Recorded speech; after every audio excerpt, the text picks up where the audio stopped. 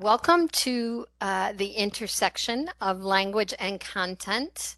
In this session, we will explore the new North Carolina English Language Development, ELD Standard 2, the Language of Language Arts, and resources created to help you to support your work with ELA standards.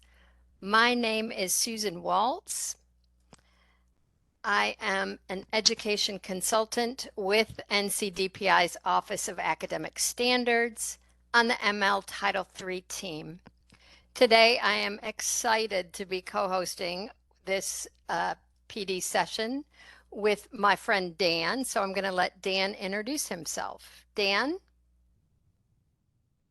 Good afternoon, everyone. I'm Dan Fugazat. I am the K-5 ELA consultant at the Office of Academic Standards. Happy to be with you. Thanks, Dan.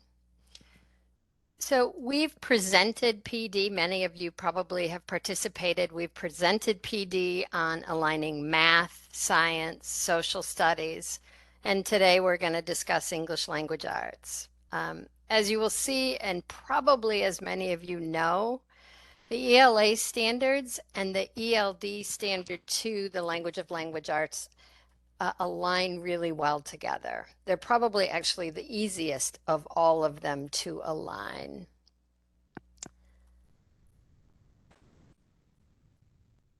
Next slide, Dan.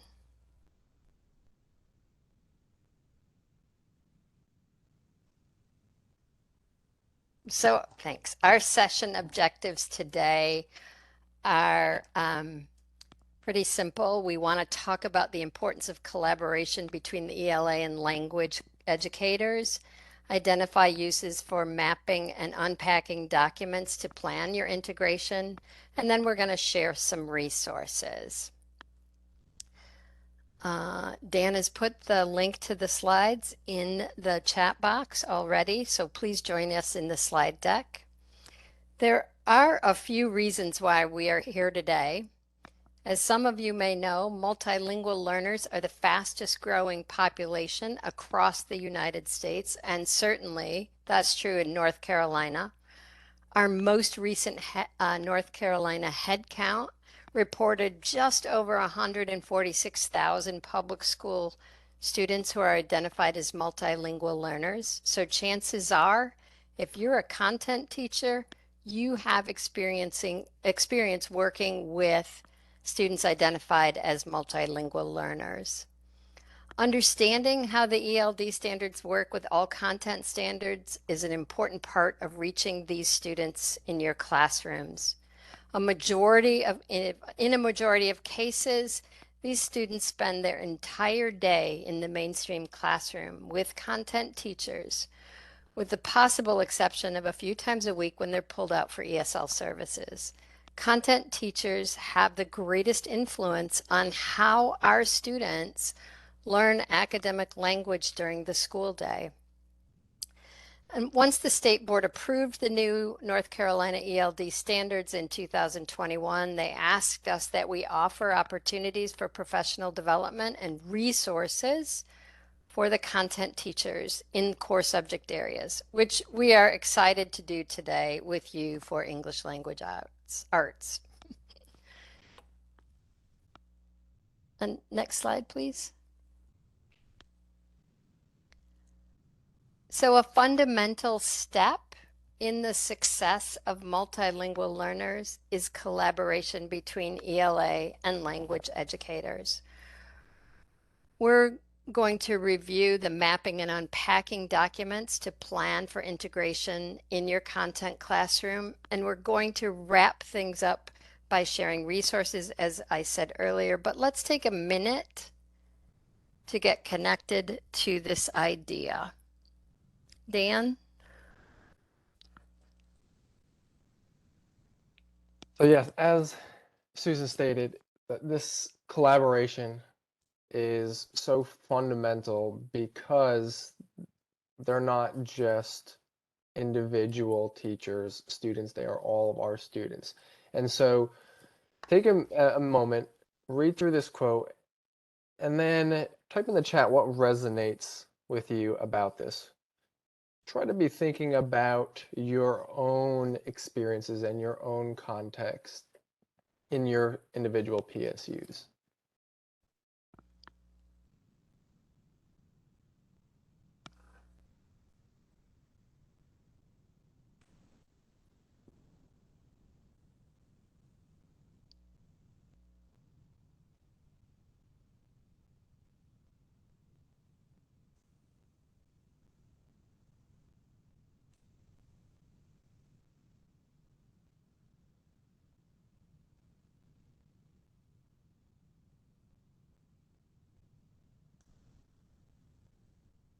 Starting to get some answers in the chat.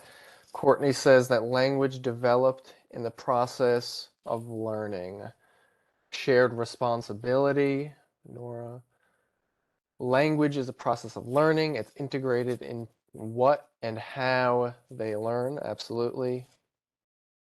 Access to content before mastery of English. Language develops as a process of learning. It's absolutely a process. It is a shared responsibility. And yeah, these are all things that we want to make note of throughout this presentation because we, as I stated earlier, we need to start recognizing that they're not just the ELD teacher's responsibility. They're not just content areas responsibility, or we're not just passing off responsibility to other educators. We need to have some sort of collaborative process, and the information that we're going to provide you with today will hopefully start bridging some of those gaps.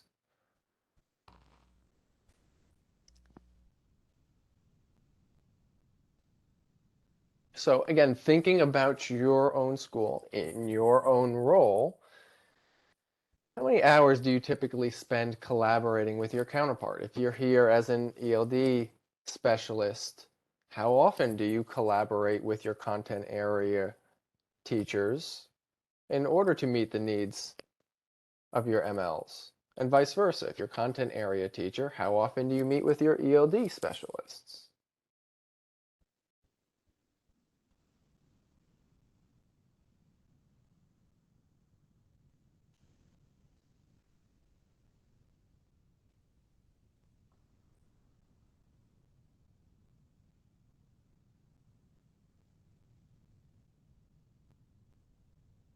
So there's definitely a variety, which can be expected. Every, every situation, every context is different. And I think it's about recognizing that if we're in a place that, we want to improve, if we're someplace that, is not meeting as much as we want to, is that reflective in the instruction and the amount of attention and the amount of dedication there are to MLs in your PSU? That's something that you all need to reflect upon, and hopefully we can give you some ideas for maybe it's I don't meet because I don't really know what to talk about. Maybe it's I don't really see the overlap. We're working on two different things. There are so many different issues that myself as a former coach, I know I have been through those situations, and I know I've heard those situations coming from my teachers, and also when I was a teacher myself. There are so many things throughout the day that create obstacles, and you can spend all day talking about those obstacles, but we need to find that common ground for the sake of our MLs, and this is how we can do so. Great points, Dan. Thank you. So before we talk about aligning the ELA and ELD standards, we wanted to share a few key components of our ELD standards. A lot of the ESL teachers in our group today already know this, but for content teachers, we just wanted to share a few key points. One of which is the four big ideas. These are the four big ideas that are interwoven throughout our standards. They support the design of standard-based experiences that we need that are student centered, culturally and linguistically appropriate, and they recognize the strength of the need and needs of our multilingual learners. Equity of opportunity and access and a functional approach to language development are important for sure. But today we're focusing on the integration of content and language and the idea of that collaboration. Um, Multilingual learners develop content and language concurrently. And some of you pulled that out of the quote that with with academic content as a context for language learning, and then language as a means for learning academic content. They really are interwoven. And understanding this means that we have to collaborate with one another to best serve our multilingual learners. So for me, and this is just for me, there is very little in the world. Do you want to go to the next slide, Dan, please? Thank you. There is very little in the world that can compete with the perfection of a well-made peanut butter and jelly sandwich. You may think it's mac and cheese or bagel and coffee or chocolate and peanuts, another fine combination. But whatever your favorite combination is, the magic happens when the two things are combined. And this is true for our teachers. Collaboration is that secret sauce that binds the two ideas of content and language learning.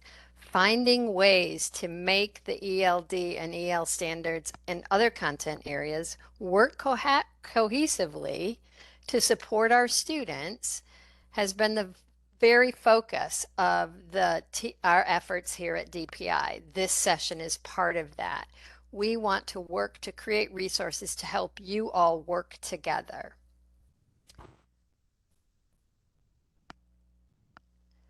And yes, we do understand that time is always an issue for teachers. Here are a couple of ideas for collaboration from joint planning all the way to if you can do it and create it, co-teaching. When I was teaching, I had a teacher I had a group of teachers in middle school who invited me to their planning, and then I had teachers who would send me their lesson plans. Granted, it was much easier to work with the people I could meet with and talk to and share ideas with than it was for me to just get a plan. But that lesson plan was really helpful to me to help me understand what was happening in the rest of the day for my students. So at the very least, what we're hoping that you can do is just start a conversation today if you are not working with your colleagues to collaborate for your multilingual learners. In our next slide, we are going to we'll take a quick look at ELD objectives found in the North Carolina English Language Development Framework.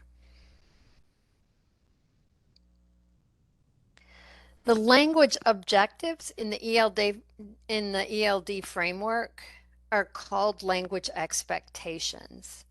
So language expectations are goals for content-driven language learning. They are the statements most similar to what educators are generally used to and you find in your own academic standards. The language expectations are derived from your content standards, and they describe the language necessary for meeting grade level content objectives. There are four aspects. The ELD standard, which is the general statement that designates the content area being focused upon. In this case, the language of language arts. Next is the grade level shown in the ELD standards. For those of you who don't know, our standards are divided into really clusters: kindergarten, then first grade, then a second and third grade cluster, a fourth and fifth grade cluster, a 6-8 or middle school cluster, and then a 9-12 or high school grade span cluster. What you see on the slide is the language expectation addressed grade 6 through 8. The key language use is shown next. This language expectation designate a key language use. So key language uses are one of the organizing features of our standards that help connect content and language. We're going to talk about those in a few more minutes or a few more slides. We'll explore those more deeply. So then we have the mode of communication, which is, in this case, you can see is interpretive.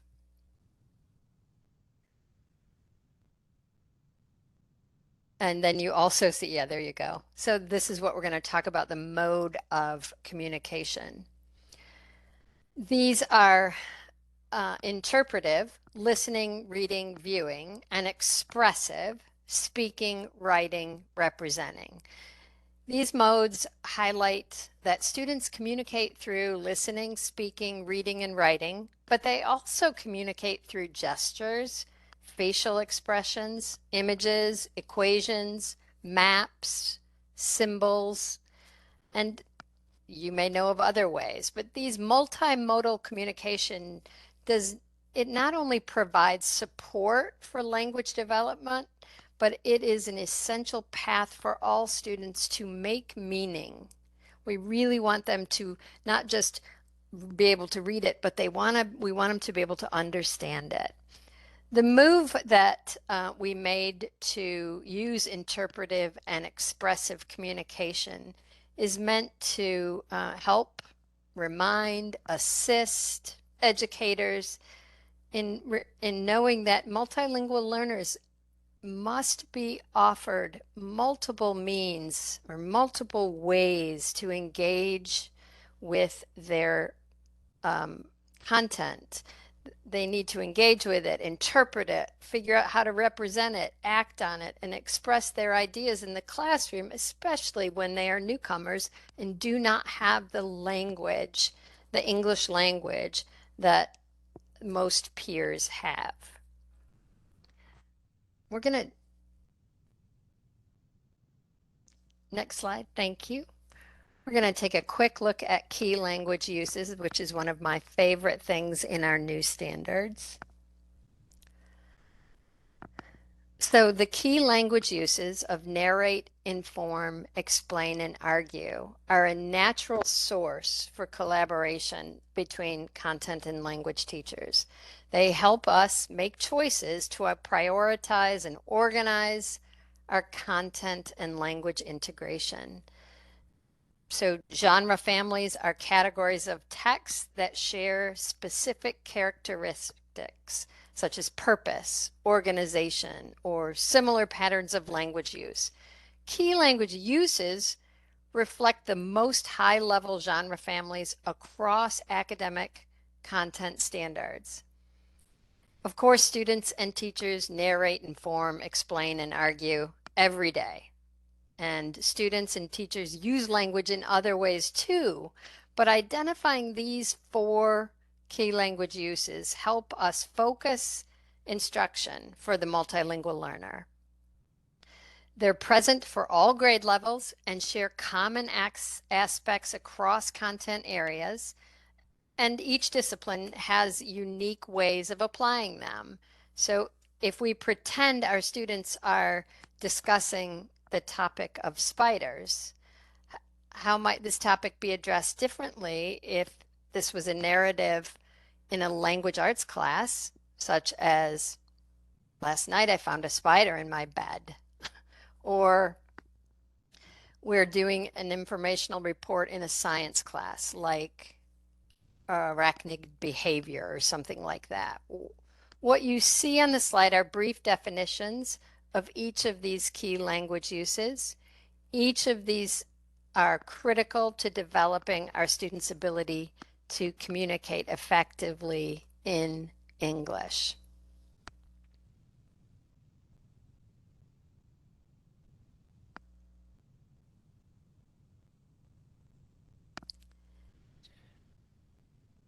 Yes. So when we're looking at the overlap between the key language uses and the ELA standards, you can already kind of see those similarities, the ones that are verbatim the same. Explaining, that's going to go into your explaining um, language bubble here.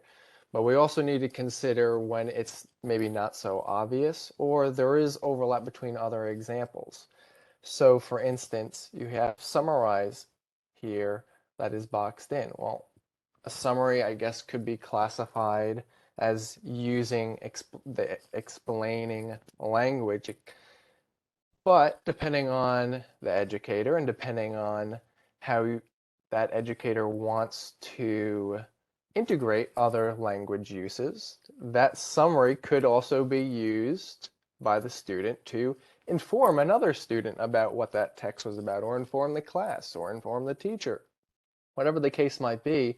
And so there's those overlapping areas where you can integrate more than one of these key languages, but it also gives you an indication as to these are not so separate as we might think from our ELA standards. We're using maybe different verbs at times from those that are on the screen.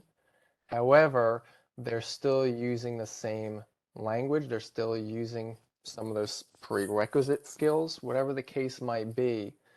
These are very integrated systems.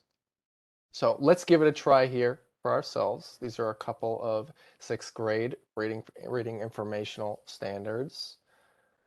What similarities or what connections can you identify as potential openings or overlap between the key language uses and the ELA standards? Go ahead and drop that in the chat whenever you're ready.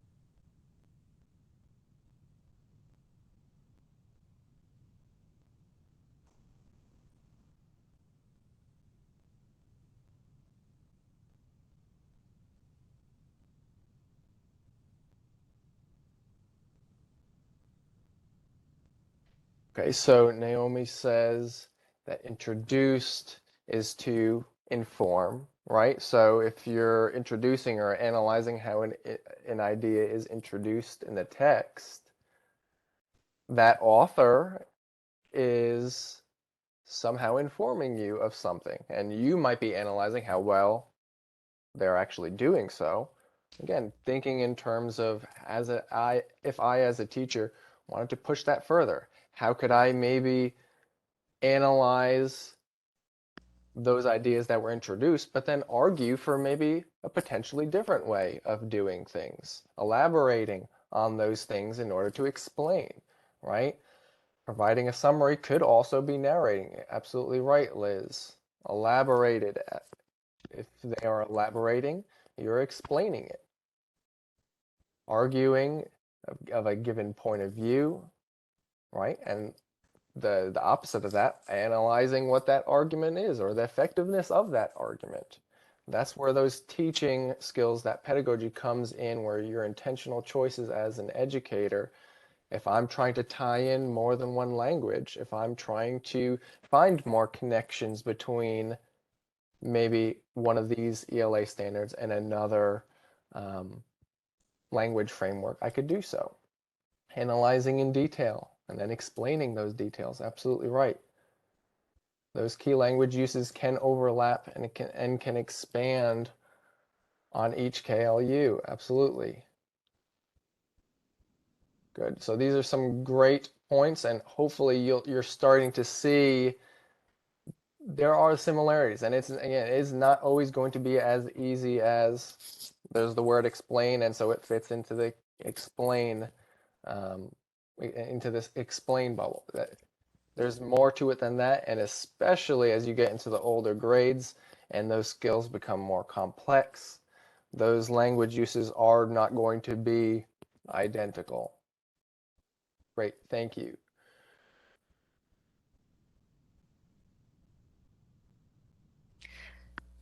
So I've just dropped in the chat a link to snapshots of key language uses.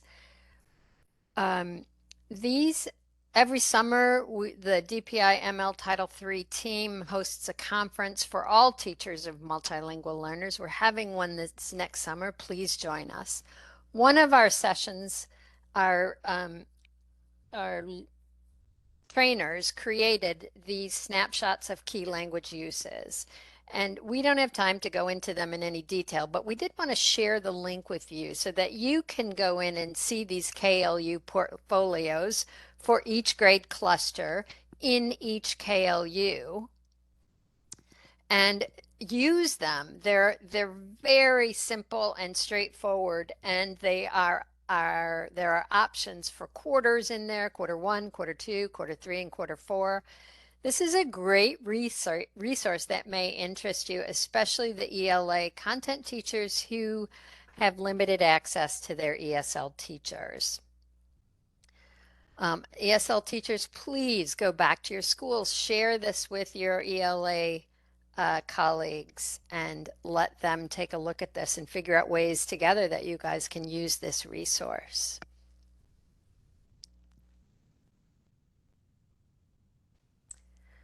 So we're going to dig into the mapping document, which is the language of language arts and the mapping document.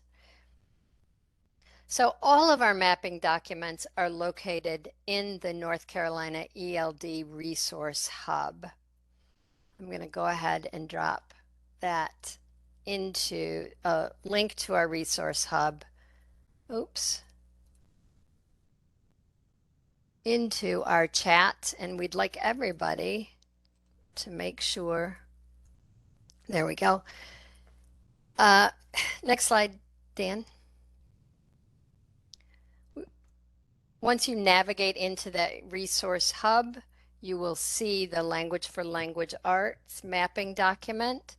This document is designed to show connections between the ELD language expectations and the content standards.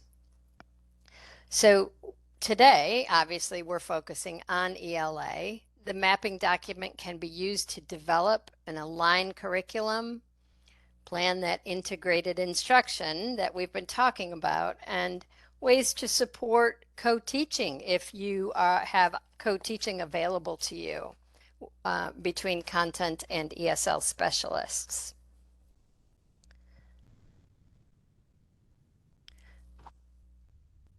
So let's take a look at a snapshot from the mapping document for ELA just to familiarize ourselves with the format.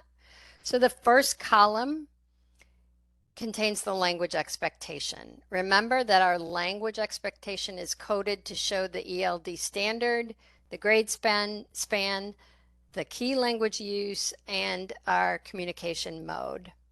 The columns to the right are the grade level content standards that are connected to the language expectations. And our hope is by seeing these side by side that it helps language and ELA educators both collaborate to develop and align their curriculum. And in our hope, plan some integrated instruction.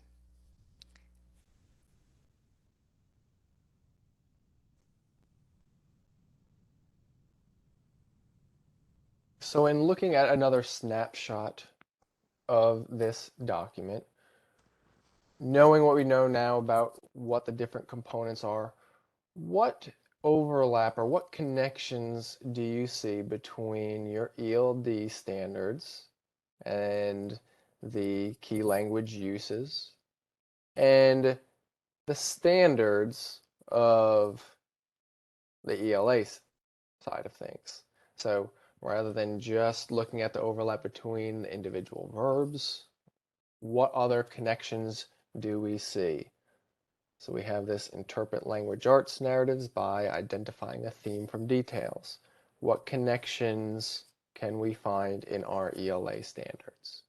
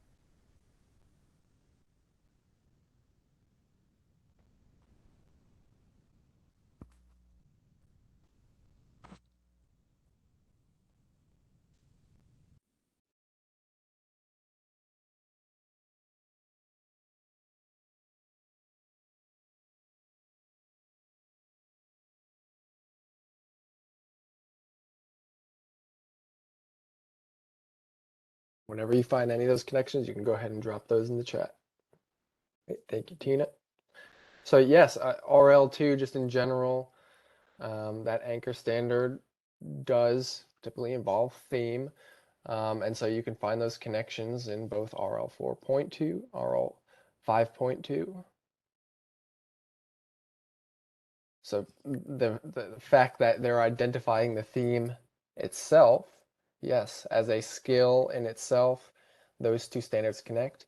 You could also notice that even if it's, not as focus heavy here, you're still using details from the text. Yes, as soon as I said that, I saw some of those answers in the chat. So yes, using details is another key part of it. It's not just identifying the theme. You're also having to use details from the text in order to do so, which ties in some of these other standards, whether it be drawing on specific details in the text, such as in 4.3 and 5.3.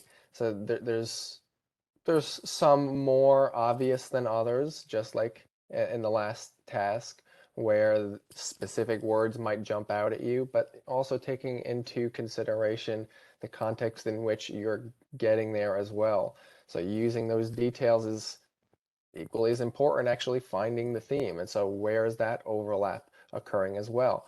When I'm thinking about collaboration, which is something that we wanted to emphasize throughout this PD, collaboration between our ELD educators and our content area teachers. We can see that our focus, our foci are not that different, right? We might have different wording of our standards, but there is so much overlap. And so if we're working together on reaching our goals, whether it be on the ELD side of things, on the content area side of things, if we're working together, we're going to meet that much quicker and much more effectively than if we were taking two different approaches to it. If I'm collaborating, if I'm an ELD teacher collaborating with my content area teacher, are we using the same strategies? Are we verbalizing the same language as our counterparts? Or are our MLs now having to relearn a strategy and once they go to their ELD teacher to when they go into their content area teachers, because everyone views those as their own individual students instead of a combined effort. And so these are openings for conversation. These are openings for your planning sessions. This document can guide a lot of that. And I want to make sure I didn't miss anyone in the chat. Um, And yes, absolutely right, Susan. Multilingual students develop content and language concurrently, with academic content as a context for language learning and language as a means for learning academic content. And that brings us back to that quote from earlier. It's not you need all of these prerequisites in order to participate in a content area class. We need to be able to build that up, build that within them, so both of those periods of time, no matter who they are seeing, the ELD teacher or the content area teacher, that is worth their while and it is moving them in the right direction. So we want to give you the opportunity to try this for yourself. And many of you have not navigated through our site before, but just so that you're aware of how to navigate through these things, locate uh, these different components. We want to just take a time and a couple of minutes to go ahead and do that. So your task right now is to go to the mapping document, and thank you, I think Susan put it in the chat. Um, go to the mapping document, select ELD Standard 2, which is language and for language arts. You're going to locate an ELD language expectations that meets those three criteria that are bulleted below. So it must be grade 3. It needs to be in the narrate language, and we want it to be expressive.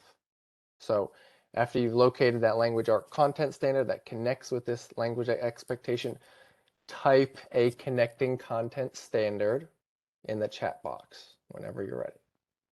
So this might take a couple minutes. Again, this is our first time for many of us, if not all of us. So take your time kind of learning the ins and outs based on the information that we've provided you.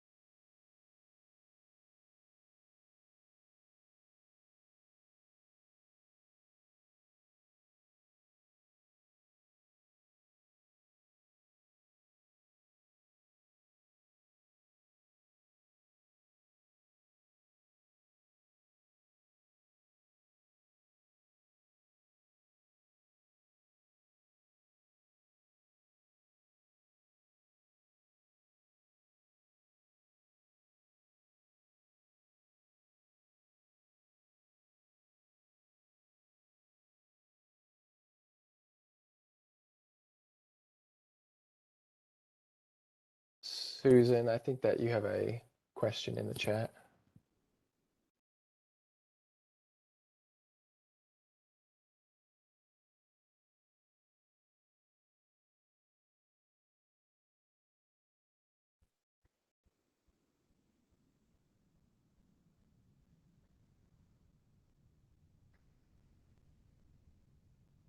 So yes, you can. Are you asking me if you can use Google Translate, Noel?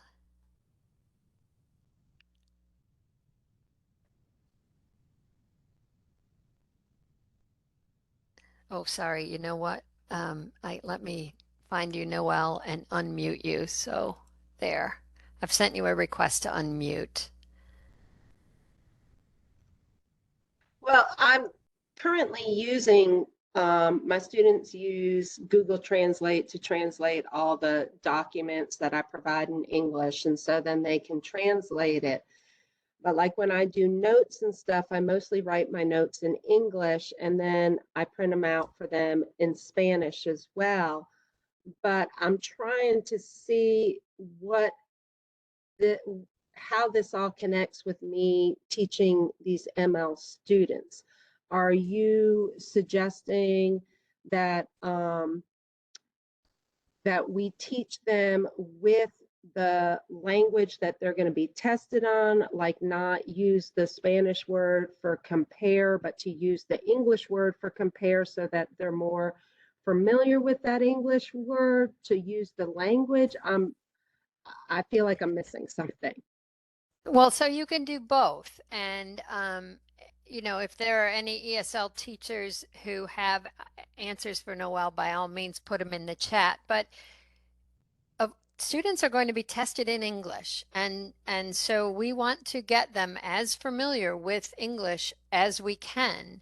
You can provide an English, like a word-to-word dictionary or something like that, that will help them. But if we're continuing to provide the content work in Spanish and not in a Spanish English, um, they're not going to make the connection. They will learn the content, but how are they going to give that back to you in English? So um, Because my it's students don't speak any English.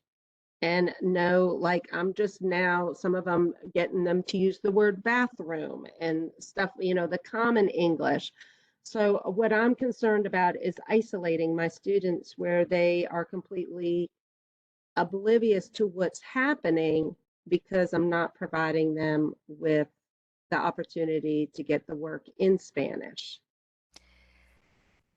so this is a great conversation. I have some resources for newcomers that I would be happy to share with you if you That would be really have only English only. Um, Noelle, I am going to go ahead and put my email in the chat okay. Thank you. and email me. And I got to think about what my email is. There it is. And I'll be happy to share some information with you. I want to keep us focused on Okay. this topic because we're on a short leash today. Okay, because that's what I thought this was mostly about. So, okay, thank you. Right.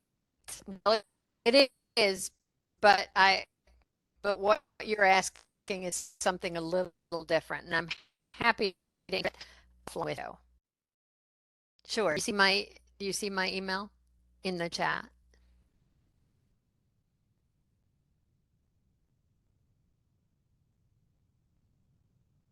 Okay, great.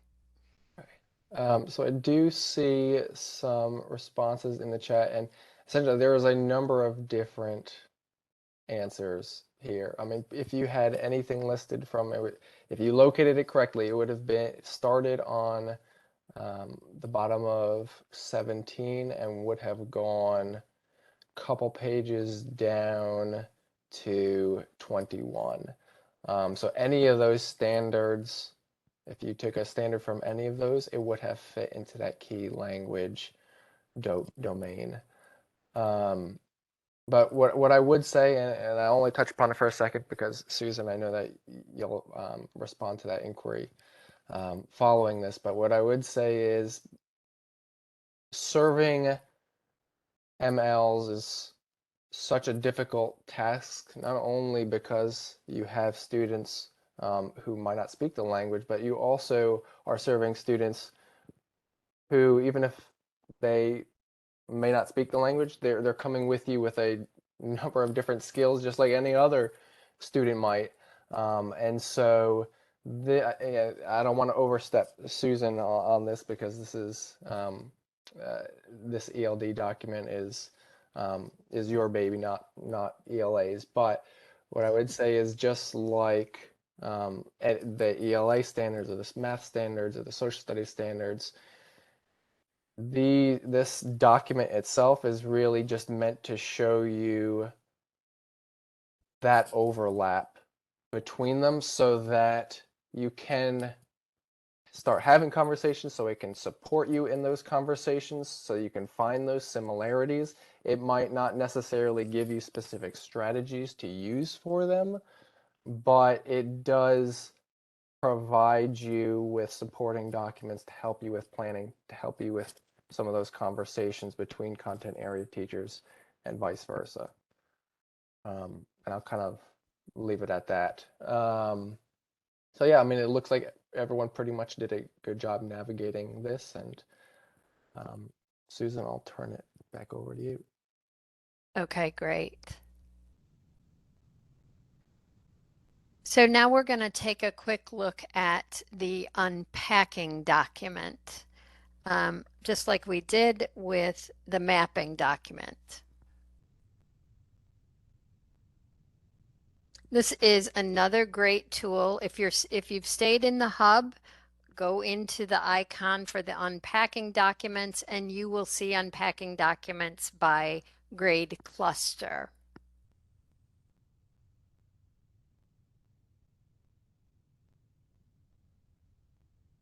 Great, thank you. So the purpose of these documents, all of these documents, is to increase student achievement. And our unpacking documents, we hope, provide you with a clear understanding of how these unpacking documents will work with your ELA standards. Each document is written with a language expectation that identifies what students need to know and be able to do by the end of the grade level cluster. Um, Below, you'll see under the language expectation, you will see a skills section on the left side and an in the classroom section on the right side. The skills section has a clarifying statement for each bullet in the language expectation, along with vocabulary and unpacked language functions. And then in the classroom offers an example of what you might see in a classroom, along with sample language objective. We did keep these are written in student-centered language. And they're not meant to be full lesson plans, just a snippet of instruction. As you look through these documents, I think you will see all the open-ended opportunities for students to make connection between language learning and content.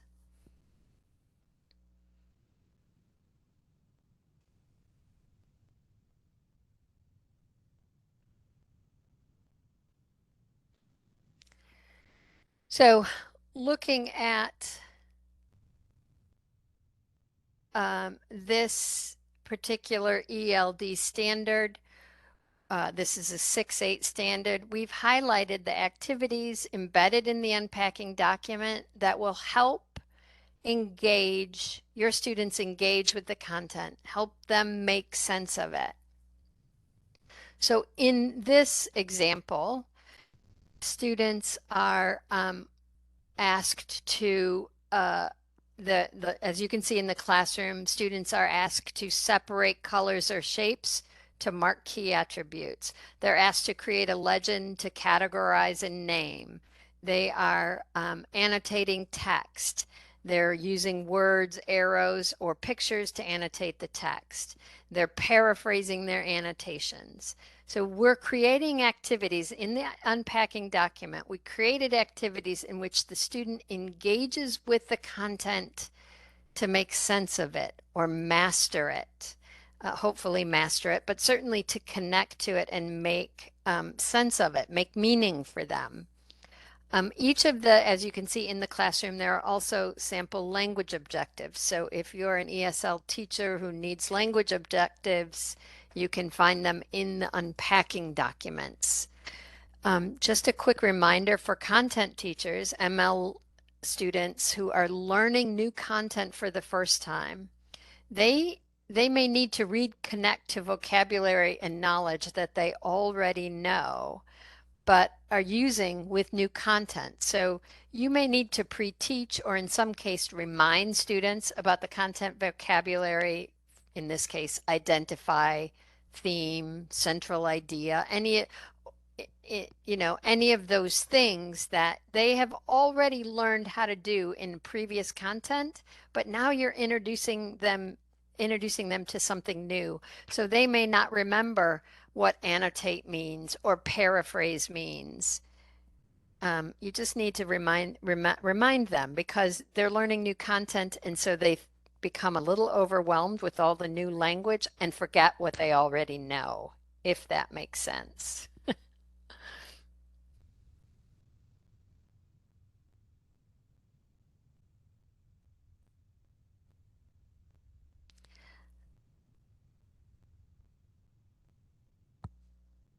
So we're going to do another little short activity like we did before.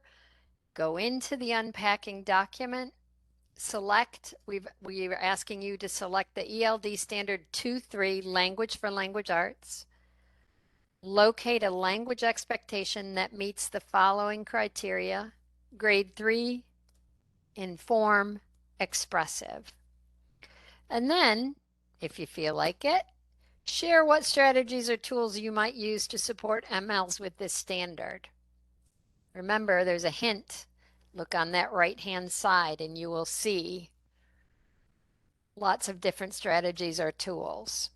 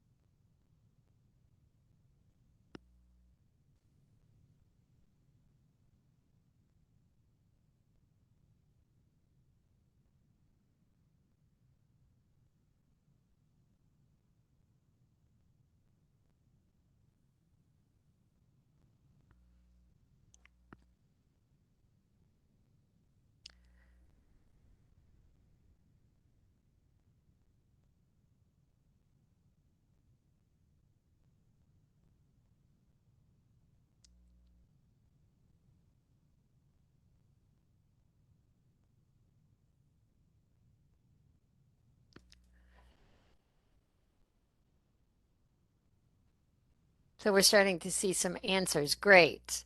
Graphic organizers, chart with linking words, sentence stems. Great. Thank you, Naomi. Tiana introduced topic and or entity for audience. Excellent. Um, Great. I encourage you, we are running short on time, so I'm going to just move through these, move into our next portion of the slides so that we can get through everything. Just spend time in these documents, and that's really our goal in getting you to go in and sniff around and see what good treats you can find in there for your students. That's really the goal of these activities. Thank you. Model acceptable results. Perfect. All right, Dan, next slide.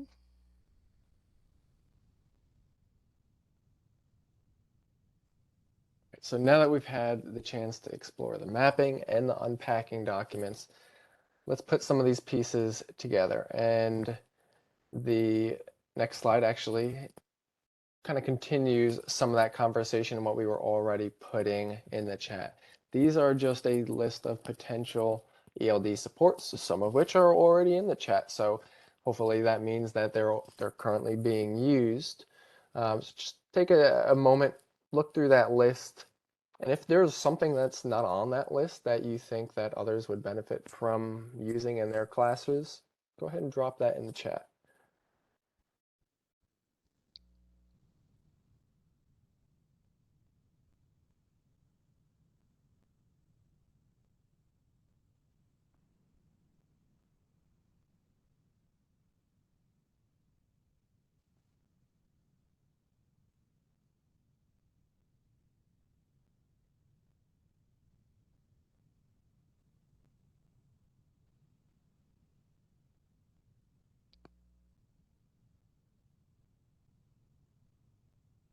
Yes, showing examples of expected products.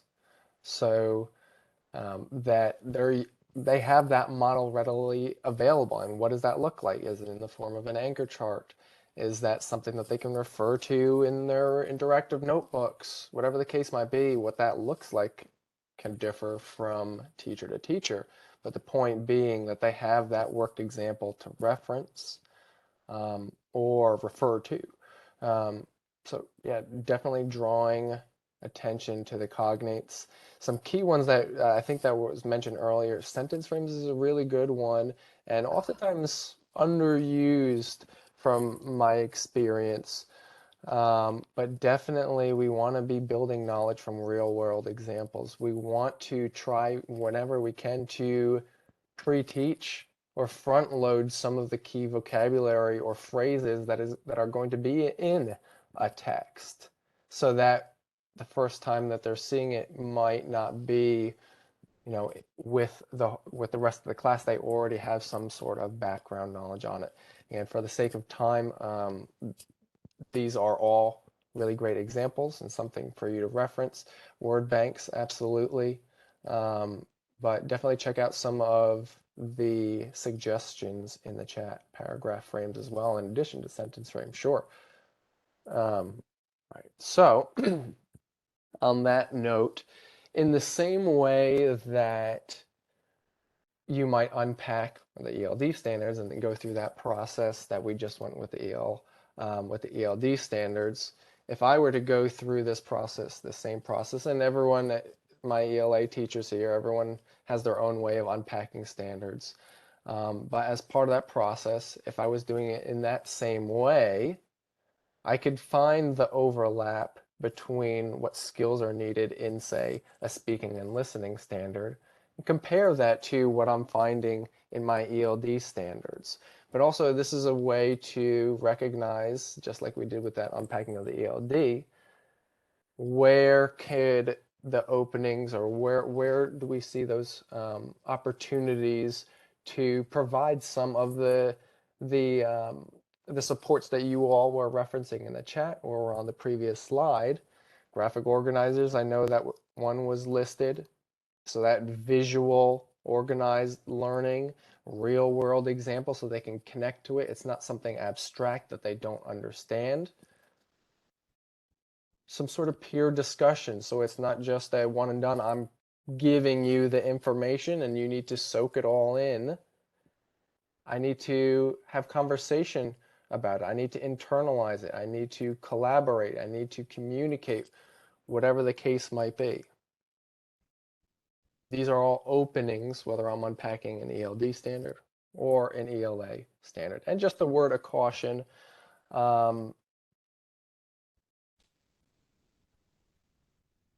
always be careful in instruction with teaching multiple meaning words.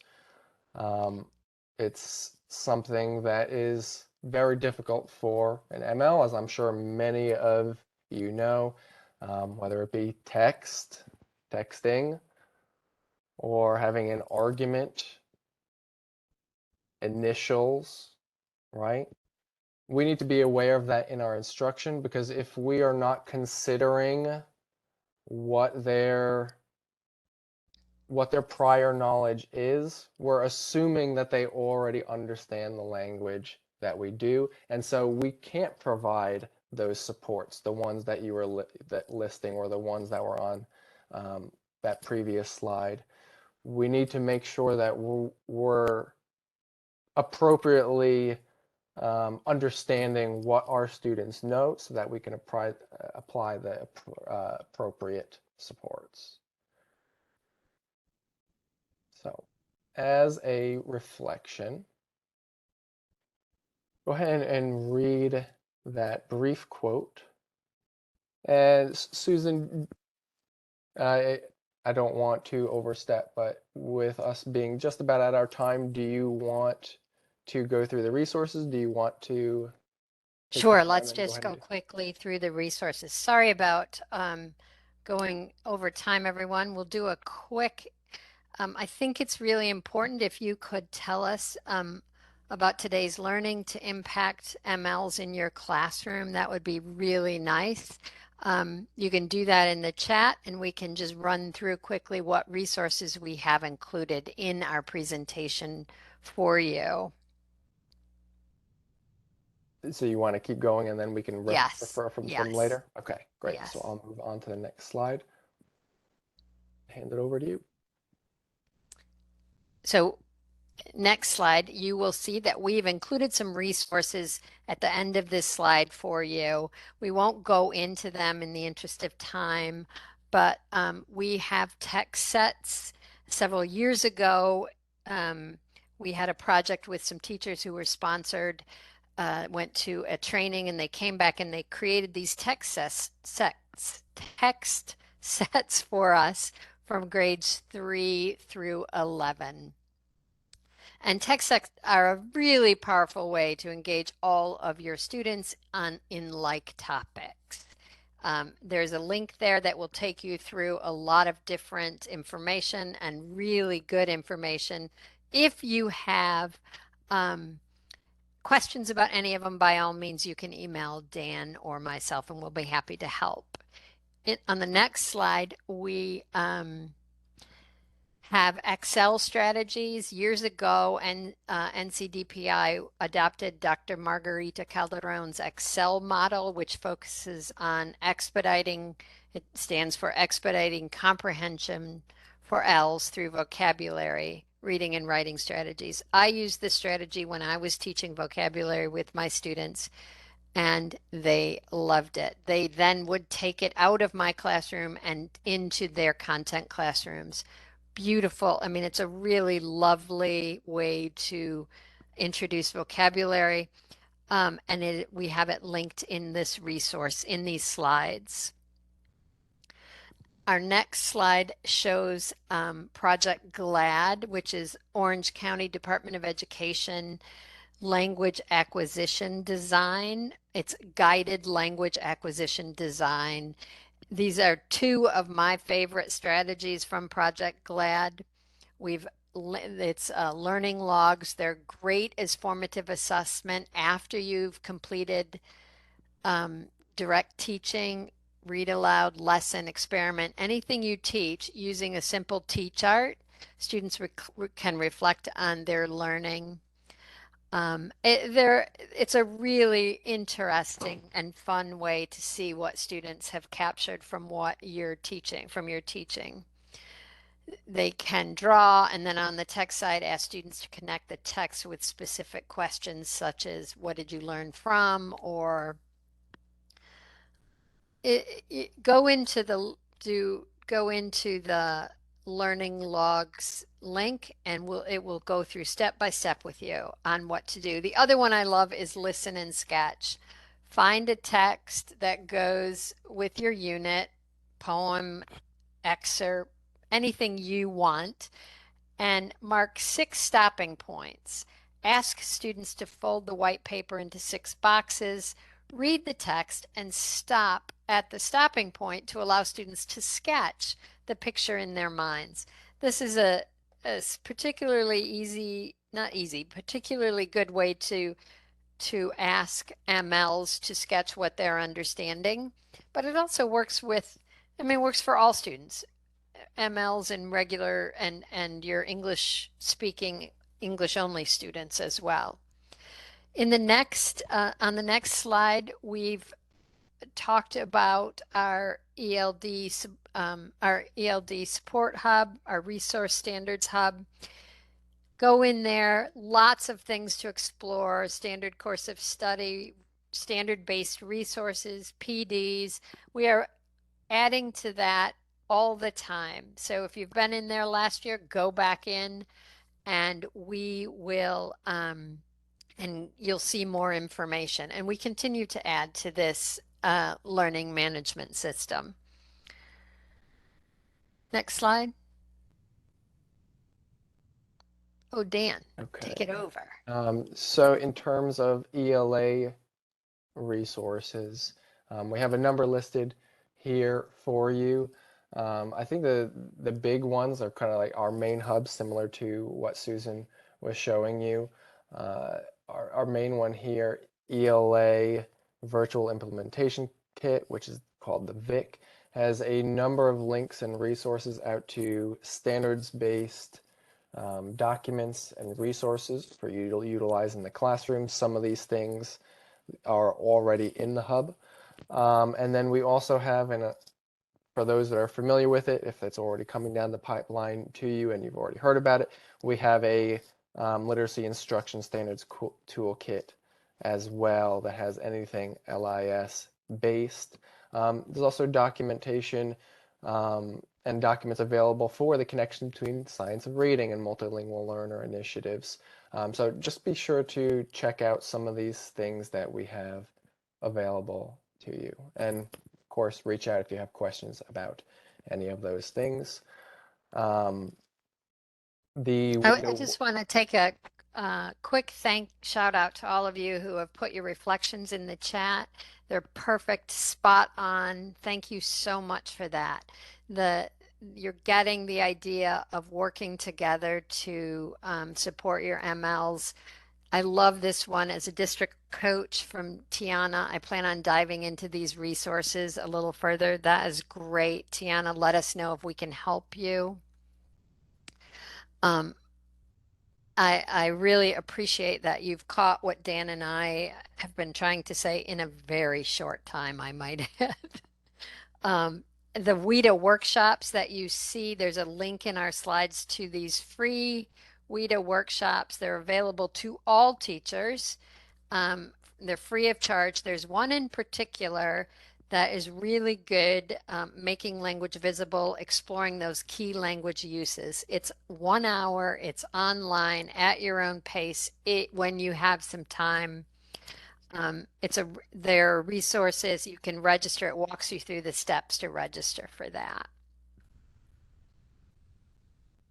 and finally, we always try to end our information sessions with a request to you. We truly value your feedback, and that's not just paying lip service to that. We try to base our information, our professional developments to what we are hearing is a need, and the only way that we can improve what information we're providing you um, is to hear your feedback, whether that be positive or whether it's something that we need to grow on. So we really would like to request that you take a brief moment to just fill out that PD evaluation. Susan, did you already drop that in the chat? No, I haven't, but I will. Sorry about that. No, that's I okay. I forgot saw to a put the link in link there. I just in. wasn't sure. I got No, I haven't yet. Oh, perfect. Thank you. it. And as Susan mentioned earlier, we are always available uh, for you. Just go ahead and reach out. Here's our contact information. Again, Susan Waltz. That's her contact You information gotta and her forward the team. slide, Dan. I'm sorry. Can you forward the slide to the contact Oh, I'm sorry. information? I forwarded it on That's my okay. screen. It looks like it's frozen on this one. Oh, okay. There we There go. you go. So here's our contact information. We're that top row of our teams. This is not that you need to reach out to me specifically, but this is the rest of my team. I am one of the two K5 ELA consultants. Here is Susan and the rest of her team as well. Again, please do not hesitate to ever reach out to us. We are servants to you. We want to provide you with the resources that you need because you are doing all the hard work in the field. So we truly appreciate your time taking what we know is so valuable to you, Oh, as is sure is. any teacher, that you could be spending your afternoon any other way, but you're spending it here with us. Try to improve instruction for your students. So we truly appreciate you. Um, and I mean, that's the end of our session, but we'll stay maybe a couple minutes to answer any questions if you have any. I will go ahead and turn off the recording. And if anyone wants to